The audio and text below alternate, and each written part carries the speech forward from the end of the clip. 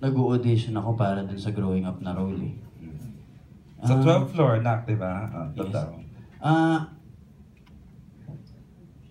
Wala naman akong ayaw sa kanya sir. Dahil syempre, unang-una, ako yung baguhan doon nung time na yun. Lahat sila artista na. Ako lang yung, di ba?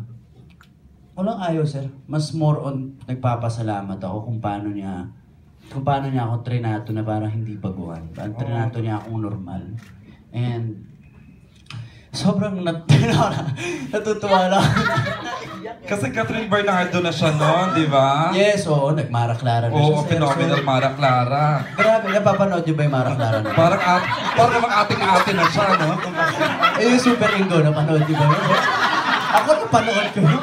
Kasi kalain mo, after ilang taon kami yung magiging magkalap.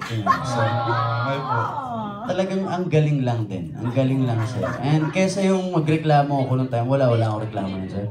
Mas more on, sobrang thankful lang ako na unang-una natanggap ako dun sa show. And lalo na yung mga cast, tinanggap nila ako ng buong-buo. Wala kang nafe-feel na parang nilalayo ka or hindi ka welcome. Wala sir. So, yun na po yun.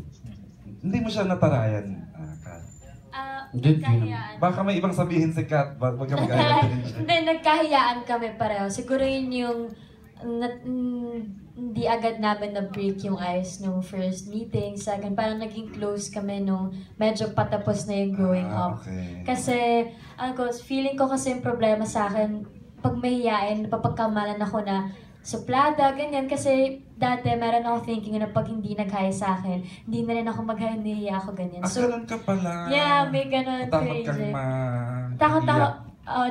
Nauna yung hiya sa amin. Pero, ayun, ngayon naman, yun lang eh.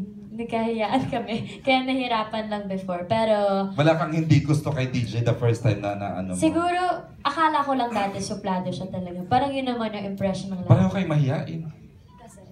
Pero, sa tingin ko, isa yun sa naging magandang chemistry sa amin. Kasi sobrang nagkikakahiyaan kaming dalawa. So pag nasa screen, may mga eksenang kilig, talagang totoong nagkakahiyaan kami. Alam mo yun, hindi kami komportable. So, yun yung naging isang magic pa siguro. Na talagang, yung hiya na yun, nag-transition siya sa kilig na siguro. Kasi kahit kami mismo, kahit si Catherine mismo kasi kinikilig siya sa akin. Away tumamaya, ewan ko sa'yo, DJ.